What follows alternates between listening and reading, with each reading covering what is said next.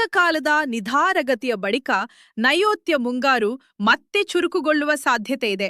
ಮುಂದಿನ ಕೆಲವು ದಿನಗಳಲ್ಲಿ ದೇಶದ ವಿವಿಧ ಭಾಗಗಳಲ್ಲಿ ಮಳೆಯ ಚಟುವಟಿಕೆ ಹೆಚ್ಚಾಗಲು ಹವಾಮಾನ ಪರಿಸ್ಥಿತಿಗಳು ಅನುಕೂಲಕರವಾಗುತ್ತಿವೆ ಎಂದು ಹವಾಮಾನ ತಜ್ಞರು ತಿಳಿಸಿದ್ದಾರೆ. ಇದರಿಂದ ಹಲವೆಡೆ ಸಾಧಾರಣದಿಂದ ಭಾರೀ ಮಳೆಯವರೆಗೆ ಸುರಿಯುವ ನಿರೀಕ್ಷೆ ಇದ್ದು, ರೈತರು ಹಾಗೂ ಸಾರ್ವಜನಿಕರು ಅಗತ್ಯ ಮುನ್ನೆಚ್ಚರಿಕೆ ವಹಿಸುವಂತೆ ಸೂಚಿಸಲಾಗಿದೆ. ಮುಂಗಾರು ಚಟುವಟಿಕೆ ಬಲಗೊಳ್ಳುತ್ತಿರುವ ಹಿನ್ನೆಲೆ ಹಲವು ರಾಜ್ಯಗಳಲ್ಲಿ ಮಳೆಯ ಪ್ರಮಾಣ ಹೆಚ್ಚಾಗುವ ಸಾಧ್ಯತೆ ಇದೆ. ಇನ್ನು ಕರ್ನಾಟಕದಲ್ಲಿ ಮುಂಗಾರು ಮಳೆ ಚುರುಕುಗೊಂಡಿದೆ. ಮುಂದಿನ 24 ಗಂಟೆಗಳಲ್ಲಿ ಕರಾವಳಿ ಮತ್ತು ಉತ್ತರ ಒಳನಾಡಿನ ಜಿಲ್ಲೆಗಳಲ್ಲಿ ಭಾರೀ ಮಳೆಯಾಗುವ ಸಾಧ್ಯತೆ ಇದೆ ಎಂದು ಹವಾಮಾನ ಇಲಾಖೆ ತಿಳಿಸಿದೆ. ಪ್ರಮುಖವಾಗಿ ಬೀದರ್, ಕಲಬುರಗಿ, ಯಾದಗಿರಿ, ರಾಯಚೂರು, ದಕ್ಷಿಣ ಕನ್ನಡ ಮತ್ತು ಉಡುಪಿ ಜಿಲ್ಲೆಗಳಿಗೆ ಹವಾಮಾನ ಇಲಾಖೆ ಯೆಲ್ಲೋ ಅಲರ್ಟ್ ಘೋಷಿಸಿದೆ.